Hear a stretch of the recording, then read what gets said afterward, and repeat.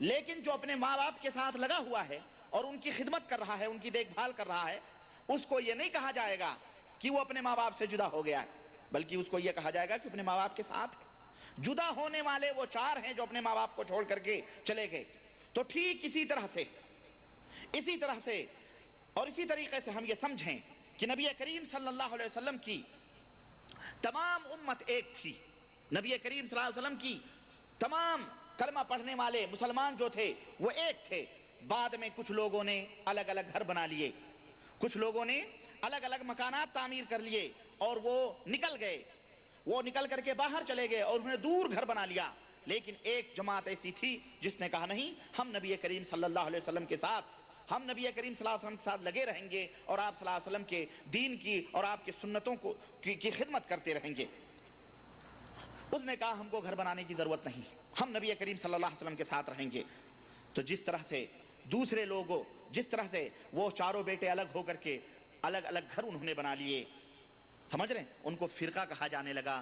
اسی طرح سے یہ لوگ بھی جو نبی کریم صلی اللہ علیہ وسلم سے الگ ہو کر کے انہوں نے الگ الگ جماعتیں بنا لی، الگ الگ مذہب بنا لیے، الگ الگ راستے بنا لیے، الگ الگ ٹولیاں بنا لی، یہ لوگ بھی اسی مثال سے آپ سمجھیے اسی طرح سے یہ الگ ہو گئے، اسی طرح سے وہ فرقہ ہو گئے۔ اب اس قدر اس کی تعداد بڑھی، اس طرح ان کی تعداد بڑھی کہ اللہ کی پناہ آپ دیکھیں ایک فرقے میں، یعنی جو الگ ہوئے نبی کریم صلی اللہ علیہ وسلم سے، وہ بھی ان میں بھی لوگوں نے الگ الگ راستے اپنا لیے۔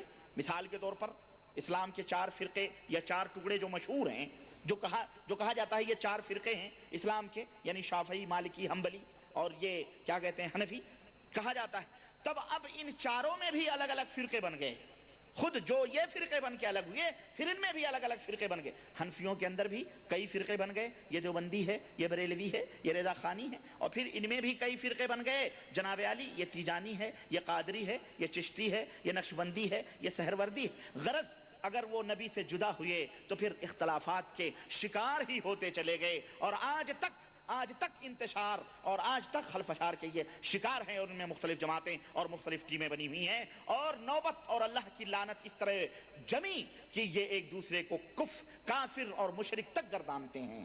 حنفی ہیں، ایک امام کے ماننے والے ہیں، لیکن یہ ایک دوسرے کو کافر کہتے ہیں، ایک دوسرے کے اوپر شرک کے، بدعت کے فتوے نافذ لگاتے ہیں۔ ہے حقیقت کی نہیں، یہ حقیقت ہے۔ ہمارے ملکوں کے اندر باقاعدہ اسٹیج سجتے ہیں، وہ دیوبندی ہے، وہ بریلوی ہے، باقاعدہ مناظرے ہوتے ہیں، ایک دوسرے کو کافر کہتے ہیں، مانتے ہی ہیں کہ ہم بھی امام و حنیفہ کے ماننے والے ہیں، وہ بھی کہتا ہم بھی حنفی، یہ بھی کہتا ہم بھی حنفی، لیکن ایک دوسرے کے اوپر کفر کے فتوے لگاتے ہیں۔ سمجھ میں نہیں آتا کہ اپنے اماموں کے پیچھے قیامت کے دن جب اپنے اماموں کے ساتھ یہ کھڑے ہوں گے تو امام ابو حنیفہ رحمۃ اللہ علیہ نہ جانے کس کو جنت میں لے کے جائیں گے، خود تو جائیں گے جنت میں، لیکن سمجھ میں نہیں آتا کہ وہ دیوبندی فرقے کو لے کے جنت میں جائیں گے کہ بریلوی فرقے کو لے کے جنت میں جائیں گے، اللہ ہی بہتر جانے، جبکہ دنیا میں یہ دونوں ایک دوسرے کو جہنمی قرار دے رہے ہیں، یہ دونوں اس دنیا میں۔ تو میرے بھائیوں، میرے عزیزوں، یہ فرقے واریت کی کہانیاں ہیں، اور آج ہمارے اوپر فرقے واریت کا لقب دیا جاتا ہے کہ ہم فرقہ پرست ہیں۔ فرقے پرست تم ہو، اور مجھ سے میری زبان نہ کھلواؤ۔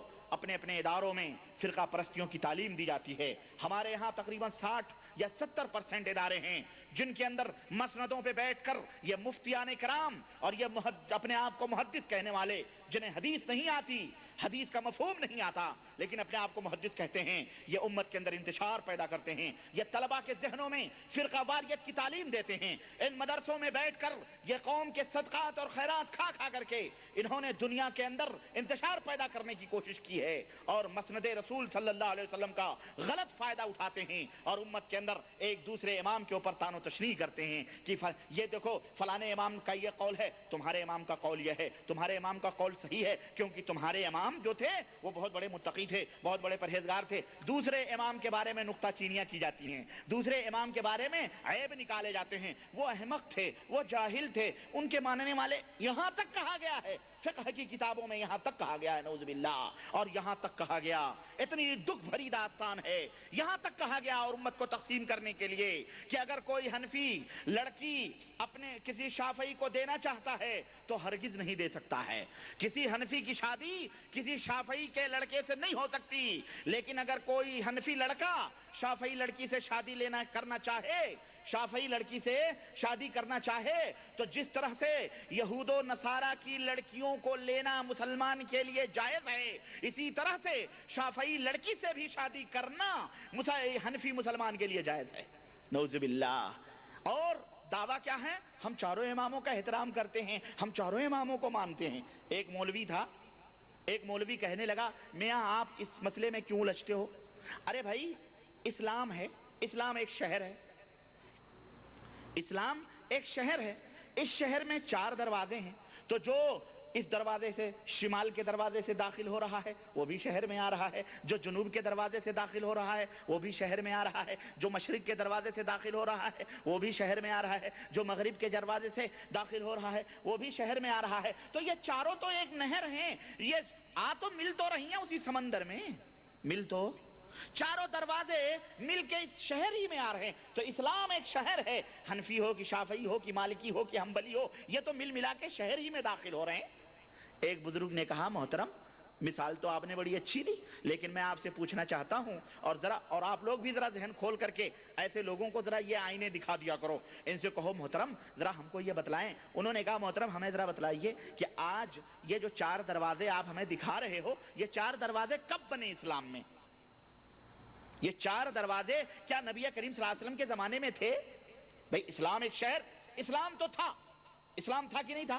ہمارے نبی جناب محمد رسول اللہ صلی اللہ علیہ وسلم اسلام لے کر آئے اور اسلام کو مکمل کر دیا گیا، اللہ تعالیٰ نے مکمل کر دیا، اسلام آیا، اسلام مکمل تھا، نبی کے زمانے میں بھی اسلام تھا، نبی ہی اسلام لے کر کے آئے۔ تو یہ بتلائیں کیا یہ چاروں دروازے اس وقت جب نبی صلی اللہ علیہ وسلم نے یہ اسلام کا شہر لوگوں کے سامنے رکھا تو یہ چاروں دروازے تھے؟ کب پیدا ہوئے چاروں دروازے؟ انہوں نے کہا بھائی یہ بعد میں پیدا ہوئے۔ کب پیدا ہوئے؟ 4 صدی ہجری میں، یعنی نبی کریم صلی اللہ علیہ وسلم کے جانے کے 400 برس کے بعد میں یہ 4 دروازے نکلے۔ تو اس صاحب نے کہا کہ حضرت محترم مثال تو آپ نے دی، ہم کو یہ بتلائیں کہ اس اسلام میں داخل ہونے کے لیے 400 برس سے پہلے بھی کوئی دروازہ تھا؟ انہوں نے کہا ظاہر ہے رہا، وہ دروازہ تھا، جبھی تو لوگ مسلمان ہوتے تھے، جبھی تو لوگ اسلام میں داخل ہوتے تھے۔ تو وہ جو دروازہ نبی کریم سے لے کر کے 400 برس تک تھا وہ دروازہ کون سا تھا؟ آج مسلمانوں کو وہ دروازے دکھاؤ، 400 برس کے بعد پیدا ہونے والے دروازوں کی انہیں ضرورت، وہ دروازہ دکھاؤ جو دروازہ انہیں اسلام میں لے جاتا ہو، جو مدنی تاجدار جناب محمد رسول اللہ صلی اللہ علیہ وسلم کے زمانے کا دروازہ ہے۔ اس دروازے کو تو تم نے بند کر دیا اور اپنی مرضی سے 4 دروازے چھوڑ دیے۔ کس نے تم سے کہا تھا؟ کیا اللہ نے فرمایا ہے کہ تم حنفی بنو، تم شافعی بنو، تم مالکی بنو، تم حنبلی بنو، تم شاذلی بنو، تم رفاعی بنو، تم تیجانی بنو، تم قادری، چشتی، نقشبندی، سہروردی، ابوالعلائی، مجددی، رضوی، قادیانی، پہاڑیانی سب بنو؟ اللہ نے فرمایا ہے؟ ہرگز نہیں فرمایا ہے۔ نبی نے فرمایا ہے؟ ہرگز نہیں فرمایا۔ صحابہ نے فرمایا؟ ارے میاں اتباع کرنی ہے تو ان لوگوں کی اتباع کرو جنہیں اللہ تعالیٰ نے رضی اللہ عنہم ورضوا عنہ کا خطاب عطا فرمایا ہو کہ اللہ ان سے راضی، وہ ان سے راضی۔ حضرت ابوبکر صدیق رضی اللہ تعالیٰ عنہ کے نیچے حضرت عمر فاروق اعظم صحابہ کرام تھے، لیکن حضرت عمر نے کوئی صدیقی فرقہ نہیں نکالا کہ چلو بھائی ہم ابو بکر نے محمد الرسول اللہ صلی اللہ علیہ وسلم کی تقلید کی تو ہم ابو بکر کی تقلید کریں گے کیونکہ ہمارا مقام ان کے بعد ہے، اور ظاہر ہے ان کے بعد حضرت عمر کا مقام تھا۔ تو حضرت عمر فاروق اعظم نے کسی صدیقی فرقے کی تقلید نہ کی، نہ ہی یہ نام دیا کہ چلو صدیقی فرقہ نکالا جائے۔ عمر فاروق اعظم کی 12 برس سے زیادہ حکومت تھی، انہوں نے کوئی فاروقی گروہ نہیں نکالا۔ حضرت عثمان غنی کی حکومت تھی، ان کے نام سے کوئی عثمانی گروپ نہیں نکلا۔ حضرت علی کے زمانے میں کوئی علوی گروپ نہیں نکلا۔ یہ بعد کے بعد لوگوں نے، تو جب صحابہ کرام نے ایک دوسرے کی تقلید نہیں کی تو تم کیوں ان کے پیچھے پڑے ہو جن کے بارے میں خود انہوں نے یہ فرمایا ہے، خود ان ائمہ نے یہ فرمایا ہے کہ یارو دیکھو میری اگر کوئی بات اللہ اور اس کے رسول کی بات سے ٹکرائے تو میری بات کو چھوڑ دینا اور اللہ اور اس کے رسول کی باتوں کو لے لینا۔ وہ تو خود تعلیم دے کر کے بیچارے گئے ہیں، وہ تو خود یہ علم دے کر کے گئے ہیں۔ تو میرے عزیز، میرے دوست، قصہ مختصر، یہ تو بڑی لمبی داستان ہے، میں یہ کہاں تک آپ کے سامنے بیان کروں، نہ میں یہ بھی ایک موضوع ہے الگ تقلید کا، میں وہ کھولنا نہیں چاہتا۔ آج کا جو موضوع ہے وہ ہے جنتی جماعت کی نشانیاں کیا ہیں، کس طرح سے، کون سی وہ جماعت ہے جس میں داخل ہو کر کے آپ جنت میں جا سکتے ہو۔ سمجھ رہے ہیں؟ کون سی جماعت ہے جس کے عقیدہ اور جس کے اعمال اور جس کے منہج کے اوپر چل کر کے آپ اپنے آپ کو یہ کہہ سکتے ہو کہ انشاءاللہ تبارک تعالی ہم جنت میں جائیں گے، اور امید رکھ سکتے ہو. سمجھ رہے ہیں؟ ظاہر ہے کہ جماعت سے یہ بھی میں آپ کو بتا دوں کہ صرف نسبت کر لینے سے آدمی یہ بھی نہیں ہوتا کہ نسبت کر لیا اور عمل آپ کا نہیں. آپ کا کم از کم آپ کی فکر، آپ کا تصور، آپ کا خیال، آپ کا طریقہ کار کم از کم ان لوگوں کی طرح ہونا چاہیے جو لوگ جن کے اندر وہ صفات پائی جاتی ہے جنتی جماعتوں کی طرح. کم از کم آپ کا طریقہ ہونا چاہیے. آئیے اس بات کو سمجھ لینے کے بعد کہ فرقہ کس کو کہتے ہیں، جماعت کس کو کہتے ہیں، میں آپ کے سامنے کچھ دلائل رکھنا چاہتا ہوں کہ ان کا منہج کیا ہے. کامیاب فرقہ جو جنتی گروہ ہے، جنتی جماعت ہے، اس کا اپنا طریقہ کیا ہے، اس کا اپنا راستہ کیا ہے، وہ میں آپ کو بتلاتا ہوں. نمبر 1، اللہ تبارک و تعالیٰ نے قرآن کریم میں فرمایا وَاعْتَصِمُوا بِحَبْلِ اللَّهِ جَمِيعًا وَلَا تَفَرَّقُوا. دیکھیں اللہ تعالیٰ نے آیت کریمہ میں قطعاً افتراق کی، فرقہ بنانے کی، جماعت بنانے کی، ٹولیوں میں بٹ جانے کی ہرگز تعلیم نہیں دی ہے، بلکہ اللہ نے فرمایا کہ اے مسلمانوں اللہ کی رسی کو مضبوطی کے ساتھ پکڑو. وَلَا تَفَرَّقُوا، اور ٹکڑے فرقے نہ بنو. اسی طرح سے یہ سورہ آل عمران آیت نمبر 103. اسی طرح سے اللہ تبارک تعالیٰ نے ایک جگہ فرمایا وَلَا تَكُونُوا مِنَ الْمُشْرِكِينَ، اے مسلمانوں مشرکوں کی طرح نہ ہو جاؤ، مشرکوں کی طرح نہ ہو جاؤ.